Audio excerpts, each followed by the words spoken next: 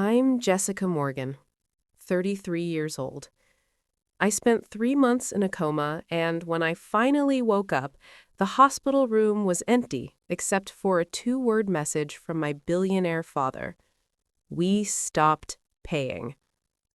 The machines that kept me alive were not funded by my family. They were paid for by the hospital's charity program, while the Morgans, owners of Aeroglyph Dynamics, celebrated their freedom from the daughter who had quietly engineered their entire empire.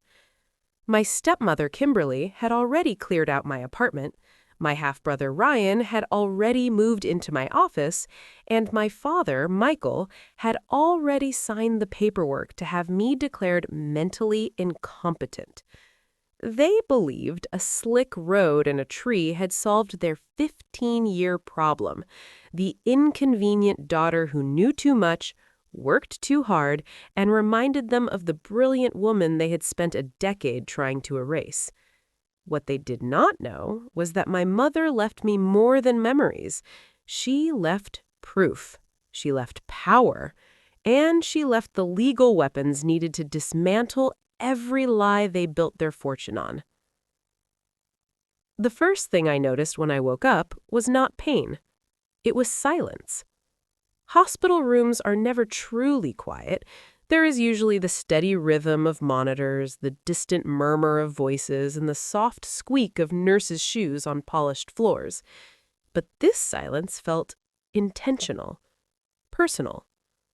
My eyes slowly adjusted to the ceiling above me, a view I recognized immediately. It was the same ceiling my mother had stared at during her final days, 15 years earlier. Back then, the room had been filled with flowers and visitors. Now, there was only a single folded sheet of paper on the bedside table. A nurse appeared moments later, her eyes widening in surprise. "Miss Morgan, you're awake." "How long?"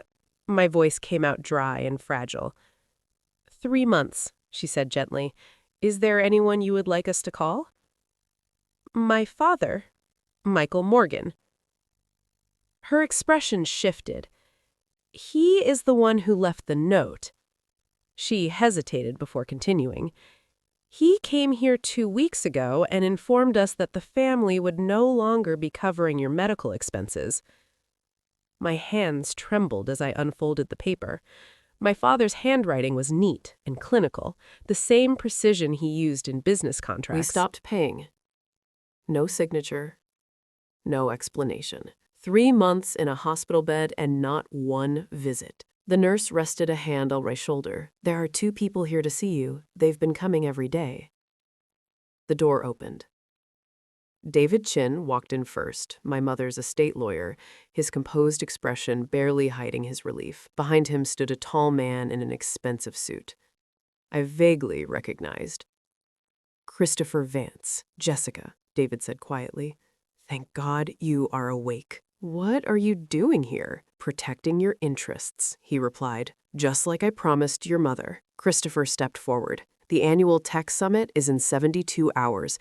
Your father plans to announce a full corporate restructuring." My pulse quickened. "He's telling the board you're legally incapacitated," Christopher continued. "He intends to remove you from the company completely." My head spun. He abandoned me. He stopped paying. "And in doing so," David said, a faint smile forming, "he made the most expensive mistake of his life." He opened his briefcase. "He triggered a clause in your mother's trust, one he never knew existed." Documents slid across the table. "Your mother did not just leave you an inheritance, Jessica," he said. "She left you a $950 million weapon, a weapon that activated the moment your father abandoned you. For 15 years, I had lived as the family ghost, visible enough to be useful, invisible enough to be forgotten. It started the day my mother died. I was 18, standing in my father's study while Kimberly, my new stepmother, measured the windows for new curtains before the funeral had even taken place. She used to call me Michael's charity case, a reminder of the brilliant woman he once loved, the woman whose mind built aeroglyph dynamics from nothing. While Ryan got a corner office at 24, I worked in a converted supply closet beside the server racks. While he stumbled through board meetings, I ghost wrote the technical proposals that won our biggest contracts. The Aeronav acquisition, my analysis.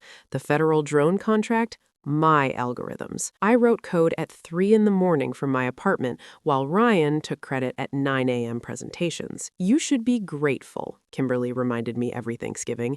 Not many girls with your background get opportunities like this. My background? Daughter of Jennifer Hayes, the data architect who turned a garage startup into a tech empire before cancer took her at 42. The woman whose strategies my father still used. The woman whose daughter he could not stand to look at because I had her eyes. But there were things about my mother they never understood.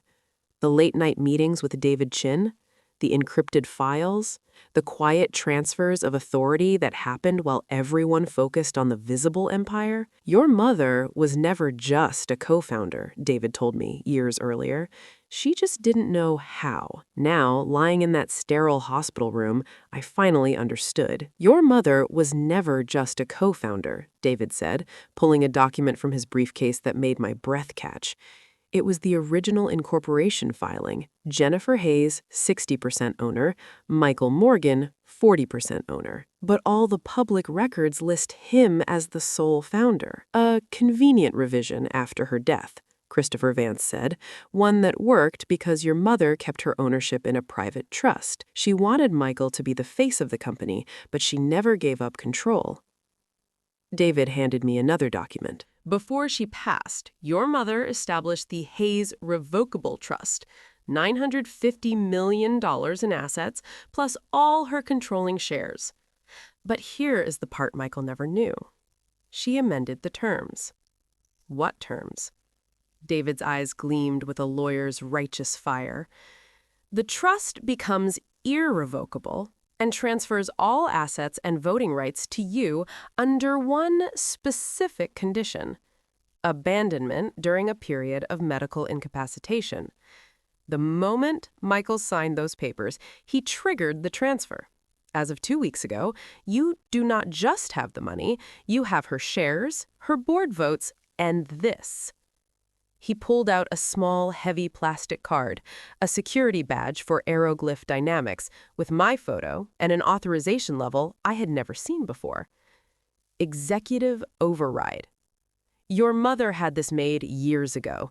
It grants you access to everything. Every server, every document, every room in the building, including the boardroom. I stared at the badge. She planned all of this? She knew his nature, David said softly. She just made sure that when he finally showed it, you would be ready. My phone rang at 6 p.m.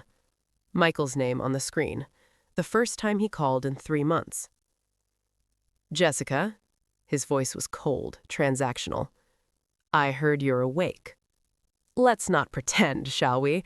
You need to sign the incapacitation papers.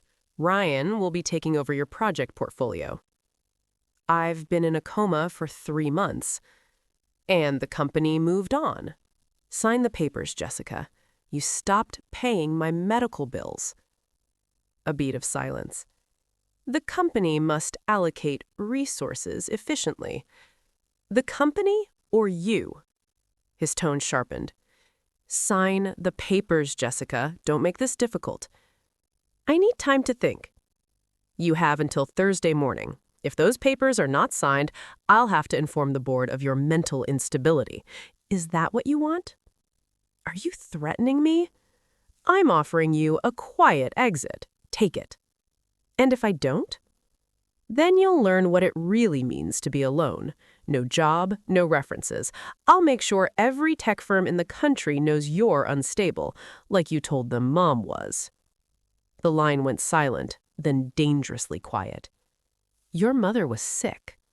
Her mind was perfect. Sign the papers, Jessica, or I'll prove to everyone just how much you take after her. He hung up. Kimberly, who had put the call on a recorded speaker, simply shook his head. "He just threatened you. On the record." Kimberly arrived the next morning, a Category 5 hurricane in Chanel, her lawyer trailing behind her like a nervous pilot fish. "Jessica." She said my name like it was a piece of lint on her blazer. "You look conscious." She dropped a folder on my bed, her perfume choking the sterile air. "Sign these. We're offering you a severance package, $75,000. More than generous considering—" Considering what? "Considering you've been a drain on this family for 15 years. She admired her manicure. "Do you have any idea what Michael spent on you? On your mother's medical bills?" "My mother had her own money." Kimberly's laugh was like shattering glass. "Your mother had delusions and debt, Michael. Saved you both out of pity. Is that the story you tell people?" "It's the truth. You've been living on our charity, but that ends now. 15 years of 18-hour days is charity? What work?" Her voice rose, hiding in that closet, pretending to contribute. "Ryan does the real work. You're just overhead. We no longer need you. $75,000 for building 40% of this company's value." Her face flushed. "You built nothing. You're nothing. Without us, you'd be on the street. Delusional, just like your mother." She leaned in. "Sign the papers, or I will personally ensure you never even get an interview again." Ryan swaggered in an hour later, smelling of cologne and entitlement. "Hey, sis. Rough patch, huh?" He pulled out his phone, showing me a bank transfer screen. $10 million today.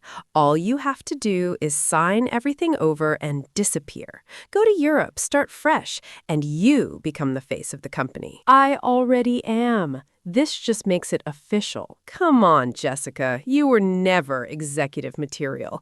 All that time with your spreadsheets, that's not leadership. What about the federal drone contract? Who structured that? Ryan laughed. "The consulting team, obviously. I managed them brilliantly." "What was the lead contractor's name?" His smile faltered. "Look, $10 million is the final offer. Take it or you get nothing." He stood to leave. "Family? You were never really family, Jessica. Just ask Dad. I was discharged into a secure suite at the Four Seasons, paid for by Christopher Vance. It became my war room. The view overlooked the entire city, a kingdom my mother had built and my father had stolen. For the next 48 hours, we did not sleep. We hunted." The first step was the override badge. I plugged it into a terminal David had procured. The screen lit up, not with a standard login, but with a system schematic I recognized instantly, my mother's back-end architecture. It was beautiful. Full administrative access to Aeroglyph servers, David explained, his voice filled with awe. Every email Michael ever sent, every deleted file, every hidden ledger. Your mother built a ghost store, and it has been waiting for you for 15 years. The access was absolute. I dove into the project archives, cross-referencing my personal work logs with the official company presentations. There was, in black and white, my code, my data models, my strategic frameworks, all presented under Ryan's name. We downloaded everything, terabytes of irrefutable proof. The deeper we dug, the uglier it got. Emails between Michael and Kimberly from years ago discussing how to manage my influence, how to keep me contained and useful but powerless. They called me the asset. Not a daughter, not family, an asset. Christopher Vance worked his own magic. He arranged a series of encrypted video calls with 5 key board members, the ones who had been quietly questioning Ryan's sudden genius for years. He did not give them everything, just enough. A redacted strategy document I had written, placed side by side with the one Ryan had presented. "They are listening," Christopher reported, hanging up from a call with the head of the audit committee. "They suspected for years, but they had no proof. Now they are ready to move if someone with legitimate standing makes the first play. Then, David found the criminal twist. It was buried in the SEC filings from 3 months ago, right after my accident. Michael filed a disclosure, David said, his face grim. He pointed to a line on the screen. He used a falsified preliminary medical report, one he commissioned privately, to declare a key executive, me, permanently incapacitated. He used that filing as justification to restructure Ryan's compensation package and grant him stock options that should have been mine. This was not just a family dispute anymore. This was federal fraud, Christopher said, his eyes wide. He lied to the Securities and Exchange Commission. He could go to prison for this. The final piece of the plan clicked into place. This was not just about reclaiming my inheritance or my work. This was about a corporate execution. David printed the falsified SEC filing, the authentic hospital report, and the section of United States Code Michael had violated. He placed them in a stark red folder. You have the truth, the shares, and the law on your side, he said. Thursday morning, you do not walk in there as a victim, Jessica. You walk in as the consequence. I looked at the file. The ghost in the code was finally about to materialize, and she was coming for everything. Thursday morning, the Hyatt Regency was a swarm of dark suits and predatory smiles. The air buzzed with the clink of coffee cups and the low hum of 1,000 private conversations about money and power. I watched from a service corridor, a ghost in plain sight, as my family held court in the grand lobby. Michael, the charming patriarch, shaking hands with investors.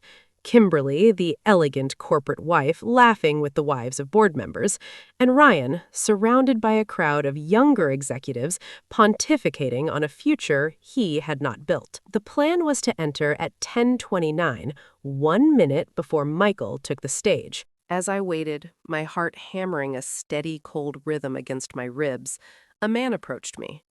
He was older, with a kind face, and a uniform that identified him as the summit's head of security. Robert Miller. Miss Morgan, he asked quietly. I braced myself.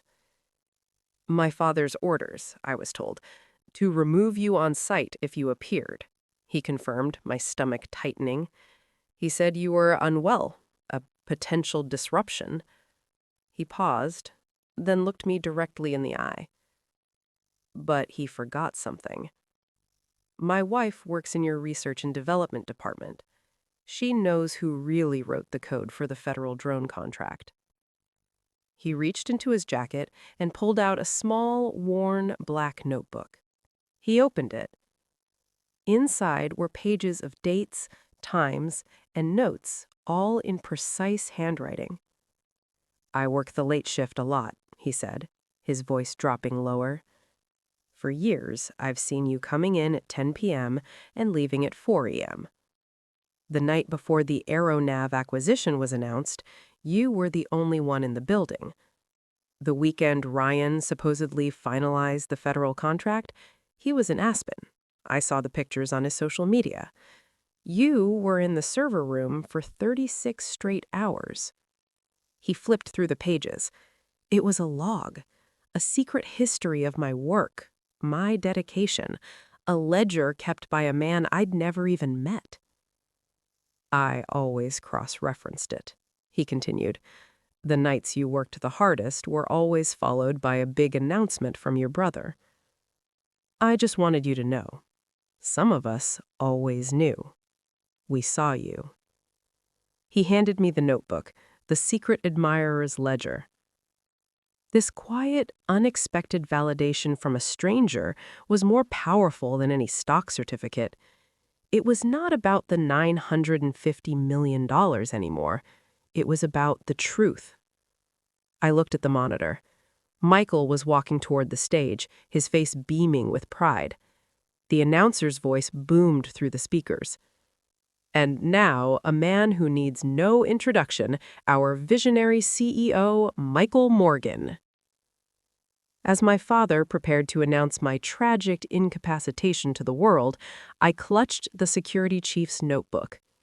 My resolve was not just firm, it was forged in steel.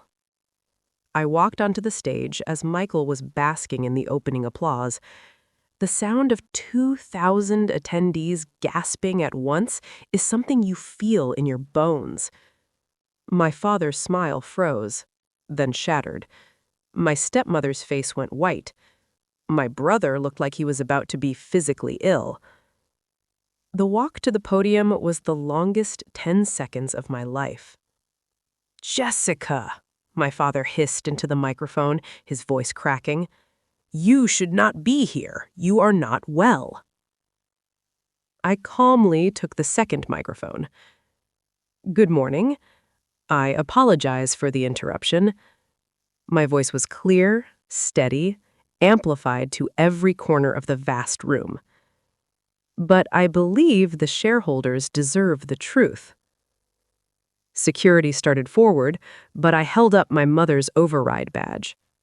They stopped dead. I have executive override authority, granted by the majority shareholder and true founder of this company, Jennifer Hayes. The room erupted in murmurs. I turned to the audience. For 15 years, I have been the ghost in this company's code, the architect behind 40% of its growth. And today, I am here to show you my work. The massive screen behind, meant for Michael's triumphant presentation, flickered to life. On it appeared the original incorporation document. As you can see, Jennifer Hayes owns 60%, Michael Morgan 40%. "It's a forgery," he shouted, but his voice lacked conviction. That is when Christopher Vance stood up. "Ladies and gentlemen, the board has long been concerned about an efficiency paradox at Aeroglyph. Projects credited to Ryan Morgan were executed with a level of genius and efficiency that his personal management style simply could not explain." He let that hang in the air. "We now understand why the workflow was engineered to have Jessica complete the core innovation in isolation." While the system automatically branded every report with Ryan's name, her contributions were made structurally invisible. The next slide showed the falsified SEC report next to my authentic medical records. "This," I said, my voice ringing with cold fury, "is federal fraud." The allied board members stood as one. "I call for an immediate vote," the head of the audit committee announced. "A vote of no confidence in Michael Morgan as CEO." It was a slaughter. They were stripped of their titles and their power in less than 5 minutes. The board then voted unanimously to elect me to my mother's seat. In the aftermath, there was no gloating. I did not fire them. That would have been my father's move. I was named Chief Strategy Officer. I reassigned Ryan to an entry-level data analytics position. "Learn the business from the ground up," I told him, "the way Mom would have made me." With the first disbursement from the trust, I established the Jennifer Hayes Foundation for Women in Technology. Peace did not come from revenge. It came from restoration, from seeing my mother's name on a legacy of empowerment, not on a tombstone they barely visited. The ghost was finally